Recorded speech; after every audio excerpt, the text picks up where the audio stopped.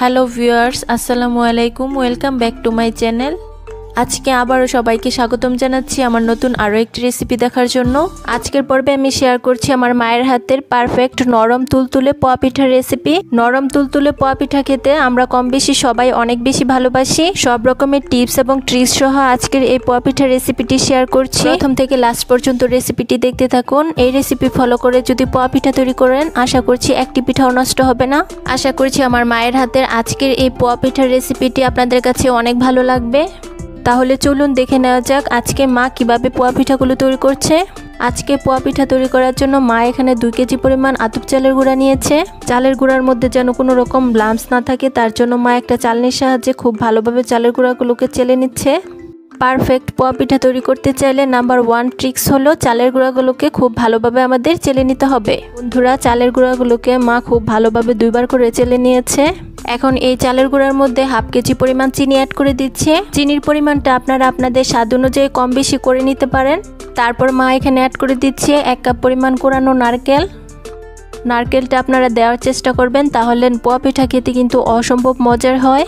তারপর মা এখানে অ্যাড করে দিচ্ছে 1 চা চামচের মতো লবণ। মিষ্টি খাবারে অল্প একটু লবণ দিলে স্বাদের ব্যালেন্সটা ঠিক থাকে। তারপর এই শুকনো উপকরণগুলো খুব ভালোভাবে হাত দিয়ে মিশিয়ে নিচ্ছে।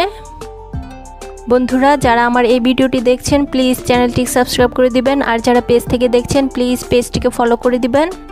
দেখুন বন্ধুরা, শুকনো উপকরণগুলো মা খুব ভালোভাবে মিশিয়ে নিয়েছে। এখন মা এর মধ্যে 1 কেজি পরিমাণ পানি অ্যাড করছে।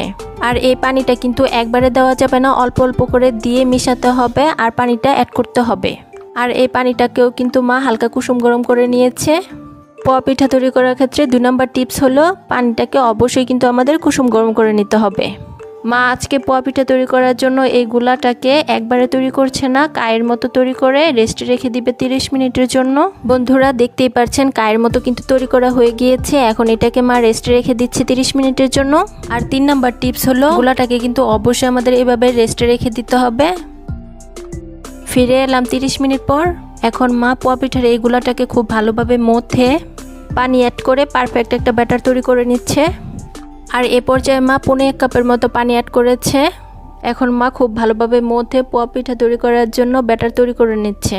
পোয়া পিঠার ব্যাটার তৈরি করার ক্ষেত্রে পানির পরিমাণটা কিন্তু আমাদের অবশ্যই খেয়াল রাখতে হবে। এই ব্যাটারটা কিন্তু খুব বেশি পাতলা আবার খুব বেশি ঘন হবে না। পিঠা তৈরি করার জন্য এরকম একটা পারফেক্ট ব্যাটার তৈরি করে নিতে হবে। পোয়া পিঠা তৈরি করার জন্য মা কিন্তু খুব ভালোভাবে এই ব্যাটারটা তৈরি করে নিয়েছে। আর এই ব্যাটারটা তৈরি করতে আমাদের এখানে 1 কেজি পরিমাণ পানি লেগেছে। আর বন্ধুরা, ব্যাটারের ঘনত্বটা কিন্তু আমাদের দেখেই বুঝে নিতে হবে, এটা বলে বোঝানোর মতো কিছুই নেই। পোয়া পিঠা তৈরি করার জন্য ব্যাটারটা তৈরি হয়ে গিয়েছে। এখন এই ব্যাটারটা মা আরও 10 মিনিটের জন্য রেস্টে রেখে দিচ্ছে। 10 মিনিট পর চুলায় একটা গর্তযুক্ত কড়াইয়ে পর্যাপ্ত পরিমাণ তেল দিয়ে নিচ্ছে। আর পোয়া পিঠা তৈরি করার ক্ষেত্রে আমাদের কিন্তু অবশ্যই এরকম গর্তযুক্ত কড়াই নিতে হবে।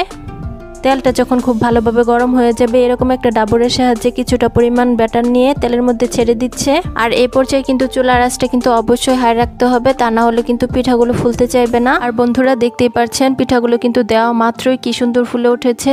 পিঠার একটি পাশে কালার চলে এলে উল্টে পাল্টে খুব ভালোভাবে ভেজে নিচ্ছে। বন্ধুরা, দেখতেই পাচ্ছেন পিঠার মধ্যে খুব সুন্দর একটা কালার চলে এসেছে। এখন মা তেল ঝরিয়ে পিঠাটাকে তুলে নিচ্ছে। আমি আরও একটি পিঠা আপনাদের মাঝে ভেজে শেয়ার করছি। বন্ধুরা, আজকের পিঠাগুলো কিন্তু মা মাটির চুলাতে তৈরি করেছে। আপনারা চাইলে কিন্তু একই প্রসেসে গ্যাসের চুলাতেও পিঠাগুলো তৈরি করে নিতে পারেন। আর এই পিঠাগুলো হতেও কিন্তু খুব বেশি একটা সময়ের প্রয়োজন হয় না, অল্প সময়ের মধ্যেই কিন্তু পিঠাগুলো তৈরি করে নেওয়া যায়। এরকম ফুলকো নরম তুলতুলে পোয়া পিঠা তৈরি করতে চাইলে অবশ্যই কিন্তু আমার মায়ের এই রেসিপিটি একদিন ফলো করে দেখতে পারেন। আশা করছি একটি পিঠাও নষ্ট হবে না, আর যে কেউ আপনার প্রশংসা করতে বাধ্য হবে। এই পিঠাটাও খুব ভালোভাবে তেলের মধ্যে ভাজা হয়ে গিয়েছে। এখন মা তেল ঝরিয়ে তুলে নিচ্ছে। বন্ধুরা, একই প্রসেসে মা সবগুলো পিঠা তেলের মধ্যে ভেজে নিচ্ছে। দেখুন বন্ধুরা, সবগুলো পিঠা মা একই প্রসেসে ভেজে নিয়েছে। এখন আমি এই পিঠাগুলো একটা প্লেটে পরিবেশন করে দেখিয়ে দিচ্ছি। আজকের এই পদ্ধতিতে যদি পিঠা তৈরি করে যে কেউ কিন্তু পারফেক্ট পোয়া পিঠা তৈরি করতে পারবে। দেখুন বন্ধুরা, পিঠাগুলো দেখতে কতটা লোভনীয় হয়েছে আর খেতেও কিন্তু অসম্ভব সুস্বাদু হয়েছে।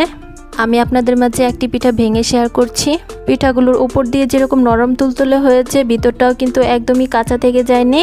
দেখুন বন্ধুরা, ভিতরটাও কি সুন্দর পিঠাগুলো কুক হয়েছে। আশা করছি আমার মায়ের হাতের আজকের এই পোয়া পিঠার রেসিপিটি আপনাদের কাছে অনেক ভালো লেগেছে। রেসিপি ভালো লাগলে প্লিজ চ্যানেলটিকে সাবস্ক্রাইব করে দিবেন, আর যারা পেজ থেকে দেখছেন প্লিজ পেজটিকে ফলো দিয়ে দিবেন। ধন্যবাদ সবাইকে, আল্লাহ হাফিজ।